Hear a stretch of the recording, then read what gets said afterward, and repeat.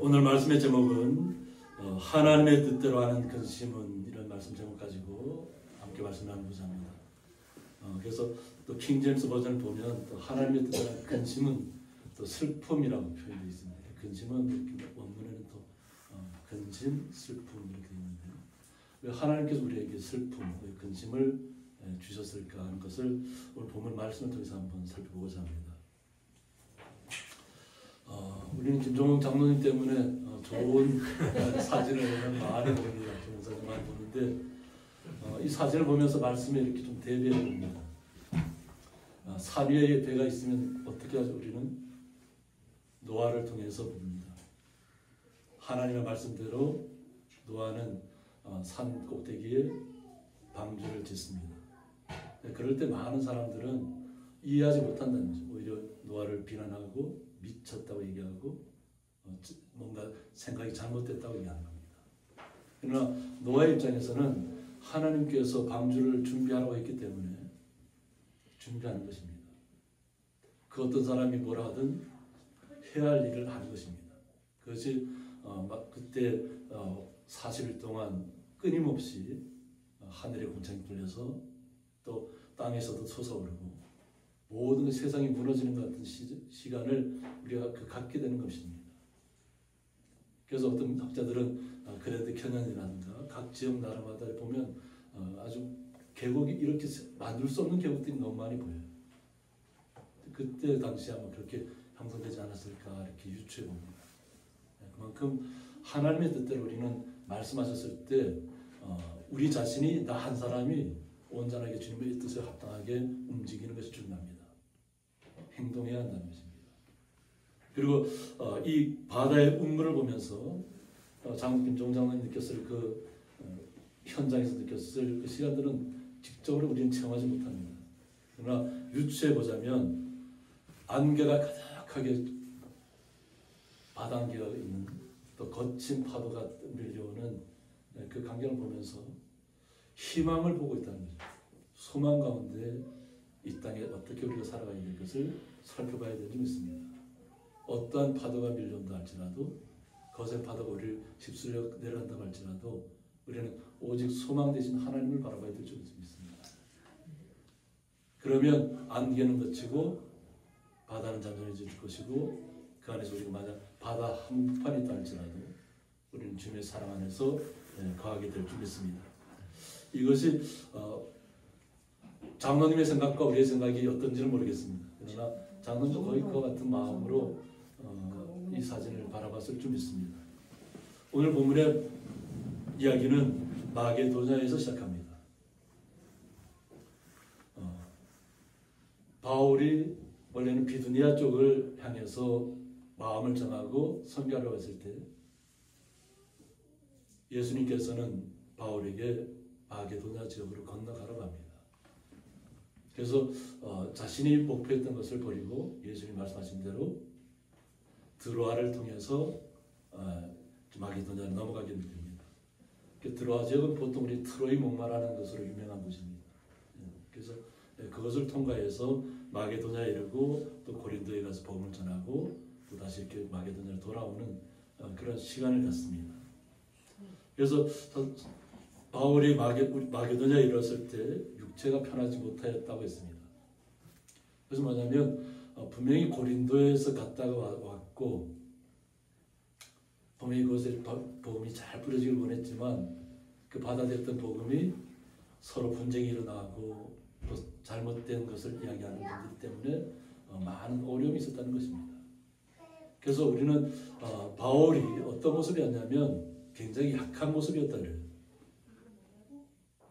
겉모습은 너무 약한 모습이었고, 그러나 말씀의 지식은 너무 잘 알고 있잖아요. 그래서 우리가 보통 이렇게 신학 교수님들을 바라보면 성경적인 지식은 너무나 완벽해요. 그런데 이렇게 대중에게 이렇게 강단에 서서 하는 것은 잘 못한 경우가 많아요.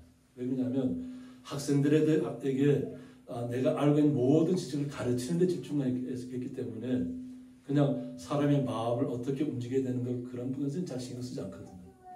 내가 가진 복음, 그것만을 그 복음이 뜻한 바가 뭔지를 알려주려고 노력하기 때문에 강단에 섰을 때도 교수하는 것처럼 학생들이 가르치는 것처럼 얘기하기 때문에 참 이해가 이렇게 잘 받아들이기 어려울 때가 있습니다. 그러나 바울도 아마 너무나 많은 지식을 갖고 있고 하나님에 대해서 너무 잘 알고 있지만 그것을 풀어내는 데 있어서는 외모도 좀 중요했던 것 같아요. 사람들이 외모가 그렇게 출중하지 않았다는 거예요. 그리고 말도 그렇게 뚜렷하게 뭐 선동가처럼 그렇게 하지 않았다는 거예요. 그래서 아마 차분하게 얘기했을 것이고 그 복음에서 물러나지 않았을 것입니다. 말씀 한 절이 오직 예수 그리스도만을 나타내고 있기 때문에 언변 좋은 사람들이 와서 바울이 얘기가 틀렸다고 얘기할 때 거기에 휩쓸렸던 사람들이 있다는 겁니다. 이제 그런 과정을 겪고 다시 마게도냐에 왔는데 마게도냐도 결국 편치 않았다는 겁니다. 복음을 받아들인 사람도 있지만 또 그 주변에서는 복음을 반대하는 사람들도 있다고 하는 거죠. 그래서 사방으로 환난을 당하여 밖으로는 다툼이라고 했습니다. 어려움 가운데 어려움을 자꾸 더 입혀지는 거죠.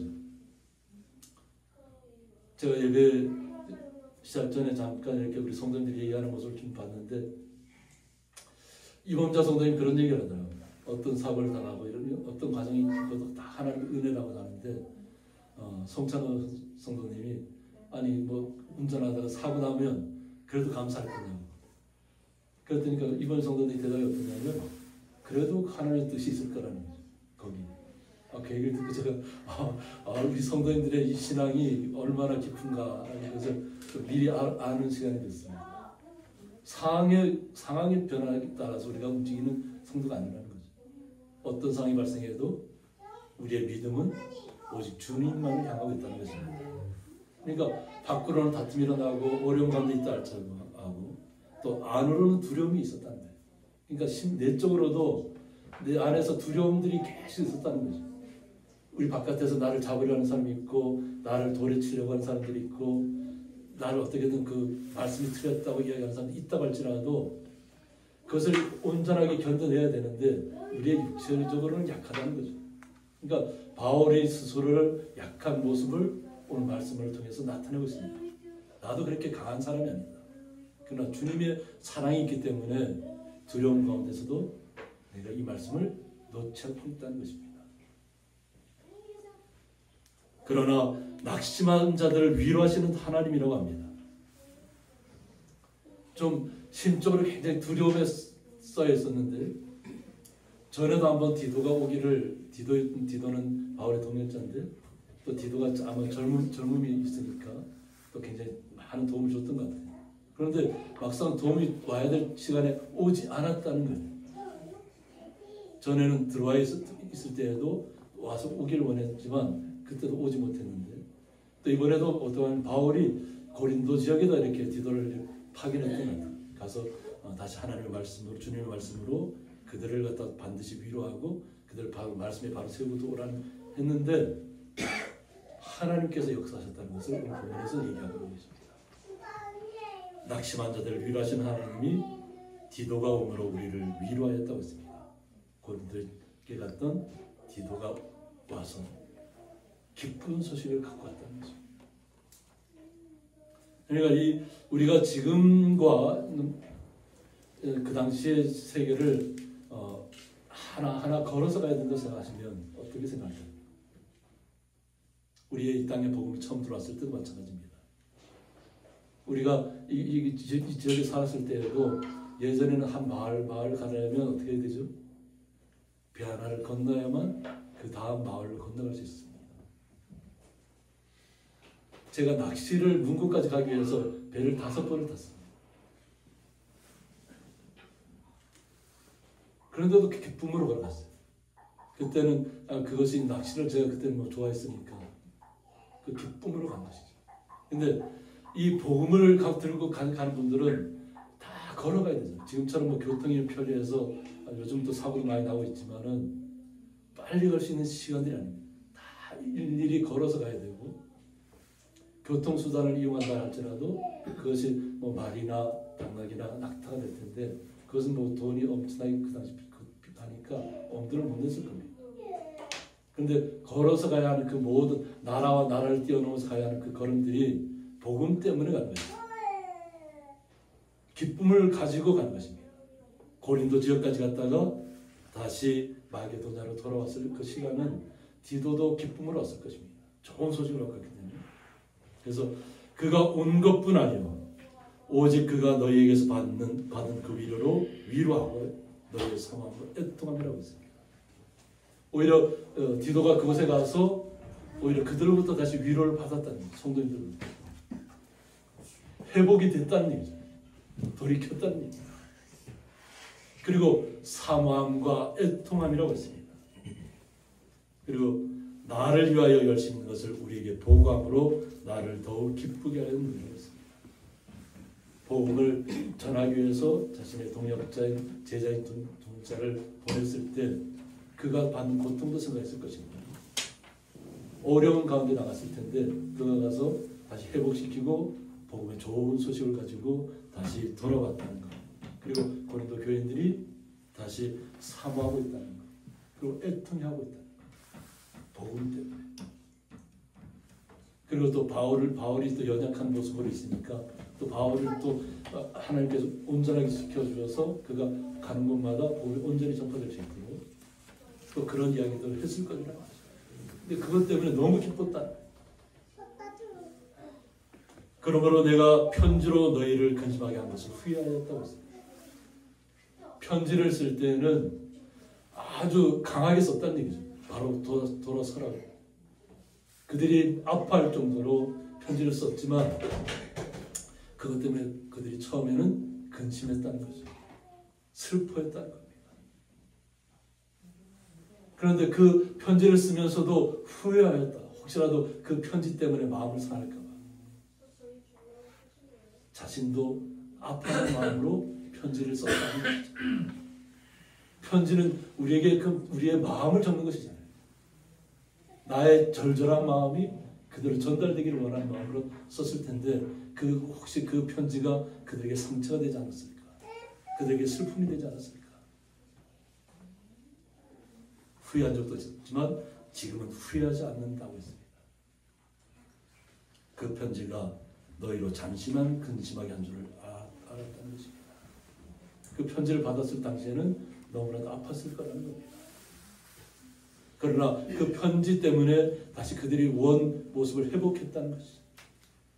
주님을 온전히 알았고 그냥 말로 언변으로 또 율법으로 그들을 정죄했던 그 모든 시간들을 이제는 오직 예수님의 이름으로만 나아갈 수 있는 힘을 얻었다는 것을 말합니다.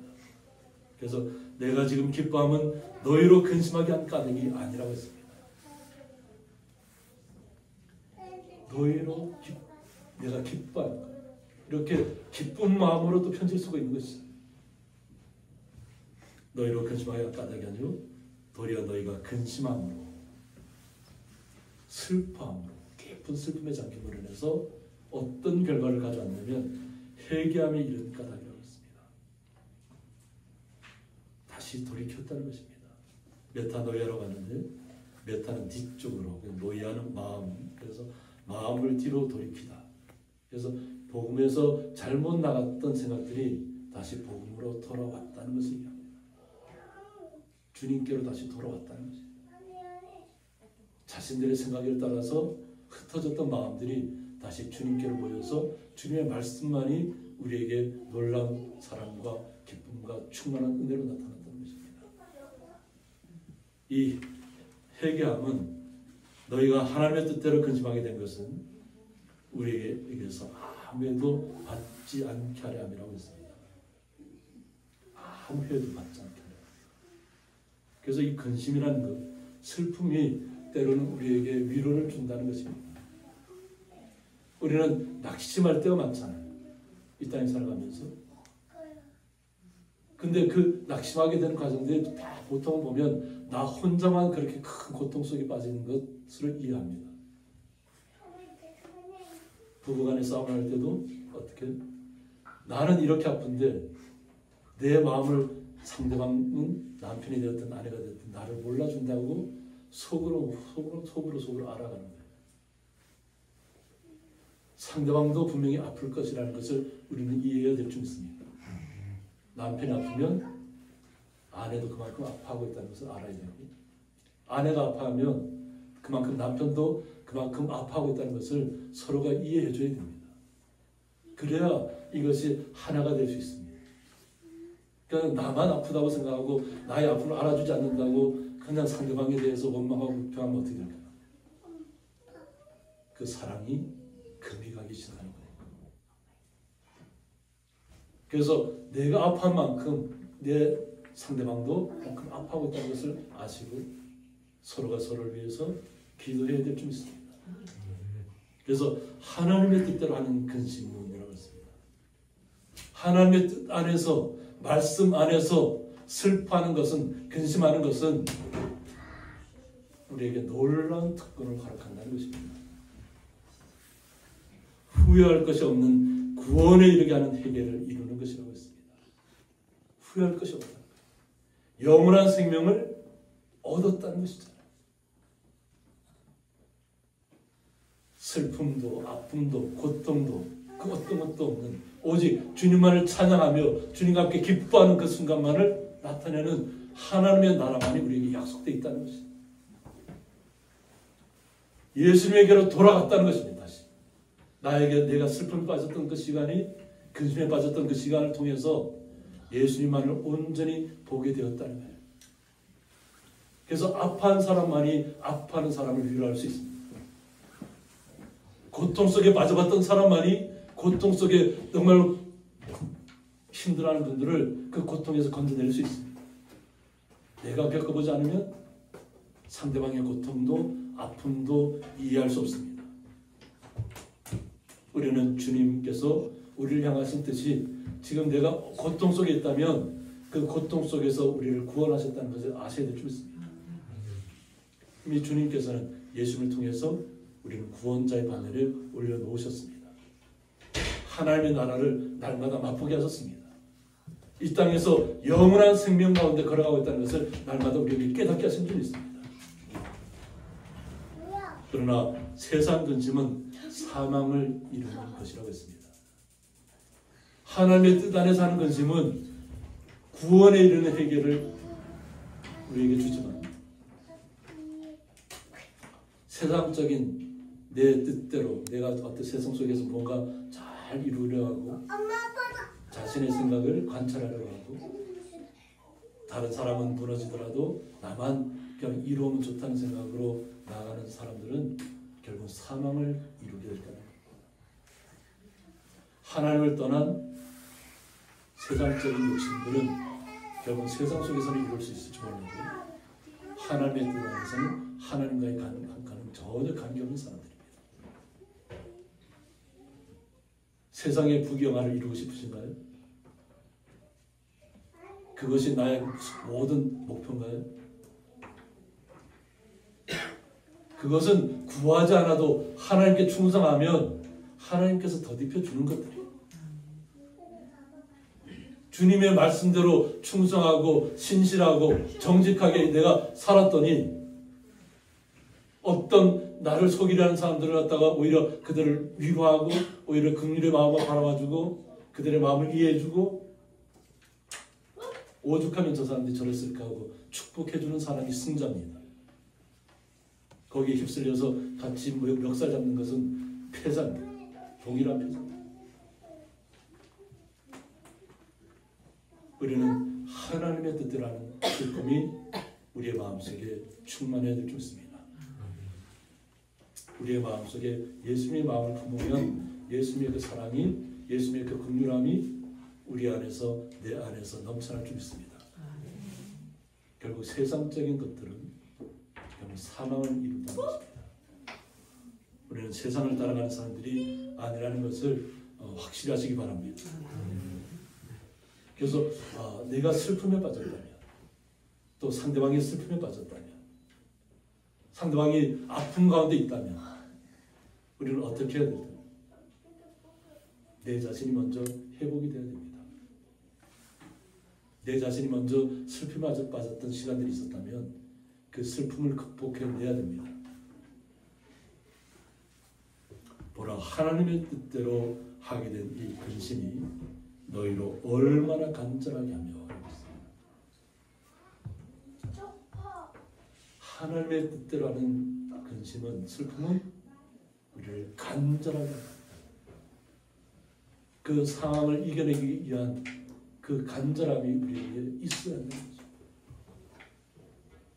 슬픔 속에 빠졌는데 그 슬픔 때문에 주님을 더욱더 사모하고 주님만을 더욱더 의지하고 주님의 뜻이 무엇인가를 알아가는데 내가 간절하게 매달리고 있다면 하나님이 기뻐하실 것입니다.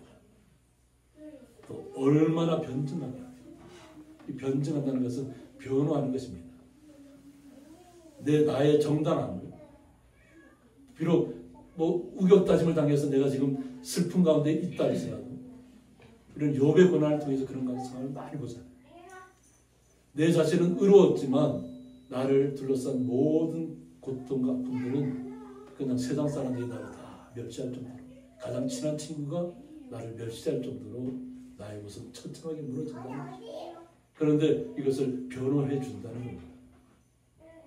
하나님의 사람들이, 우리 거룩한 주의 성도들이 주님의 뜻을 변호해야 될 줄 믿습니다. 고린도 교인들이 다시 돌아서서 다시 예수님을 나의 구주로 영접하고 온전하게 나아갔던 것처럼 우리 성도님들도 우리를 변증할 수 있어야 될 줄 믿습니다. 또 얼마나 분하게 하며 잘못된 것을 보았을 때 내 안에 울분이 토해져야 되는 거죠. 이건 분을 토해서 막 상대방을 붙잡고 하는 그런 울분이 아니에요. 내 안에서 일어나는 나의 정직함, 이 올바른 길을 걸어감에 있어서 주변에서 상황들이 그렇게 악하게 다가올 때 내 마음속에서 얼마나 분했을까요? 그죠? 분출되는 그 힘을, 그러나 우리는 주님께서 절제시켜 줄 수 있습니다. 슬픔 속에 주님만을 의지하며 나가는 삶 속에서 슬픔이 다가오고 근심이 나타났을 때 내 안에서도 그렇게 표출되어 나오는 것입니다. 그리고 얼마나 두렵게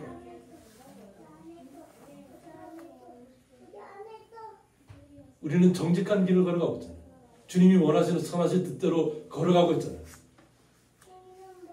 사회생활 속에서도 우리 각자의 맡은 삶의 터전 속에서 주님만을 의지하고 주님이 원하시는 뜻대로 우리가 나아가고 있잖아요. 그런데 그것을 다 이해해 주나요?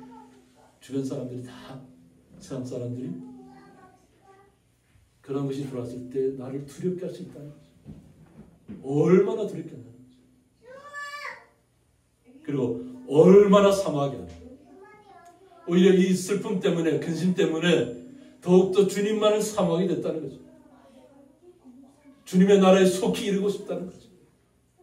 하나님의 나라가 속히 이루어지기를 원하시는 거예요.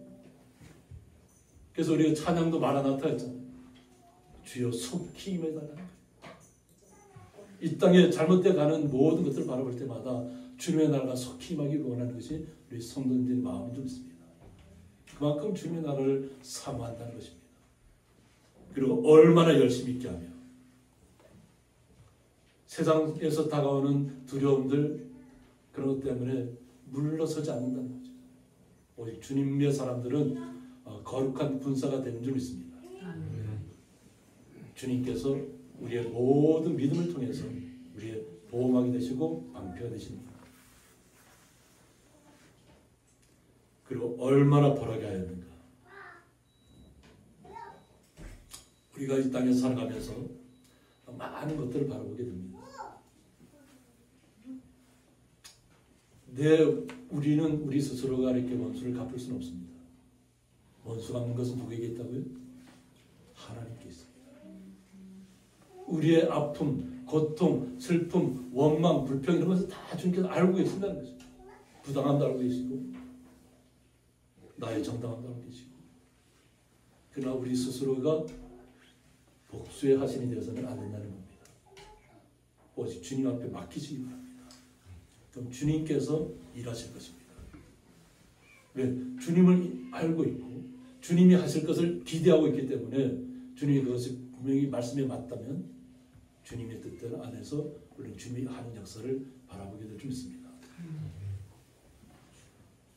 그리고 너희가 그 일에 대하여 일체 너희 자신의 깨끗함을 나타내었다고 했습니다. 이 지금까지 지내왔던 그 모든 풍파 속에서도 주님에 대해서 우리가 범죄하지 않았다는 거예요. 우리 자신들을 스스로 주님의 말씀으로 깨끗하게 했다는 것입니다. 그러니까 어떤 풍파가 우리한테 다가온다 할지라도 우리는 어떻게 믿음만을 가지고 주님 앞에 나가야 될 줄 믿습니다. 오늘 서두에 보여드렸던 우리 장로님의 사진을 통해서 우리의 삶을 한번 되돌아봤으면 좋겠습니다. 일주를 바라보는 그 소망하는 마음, 하나님의 나라를 향한 우리의 소망인 줄 믿습니다. 하나님의 나라를 소망하면서 우리가 이 땅에서 걸어가야 되는데 어떠한 거센 바람이 불어오고 풍파가 우리를 닥친다 할지라도 우리는 주님께서 말씀하시면 그 말씀대로 정말로 노아의 시대처럼 방주를 준비하려면 우리는 방주를 준비할 수 있는 마음가짐이 되어야 될 줄 믿습니다. 모든 사람이 비온다 할지라도 우리는 주님의 말씀대로 이 땅에 있는 모든 풍파들을 주님께서 헤쳐나가게 하실 줄 믿습니다. 그 일에 우리가 동참하는 것입니다. 주님과 함께.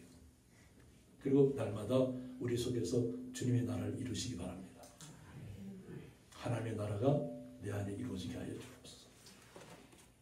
세상의 풍파가 나를 흔들지 못하게 하옵소서. 나의 기도가 반드시 응답되는 것을 믿고 날마다 간구하고 나가는 성도님들이 되게 하옵소서.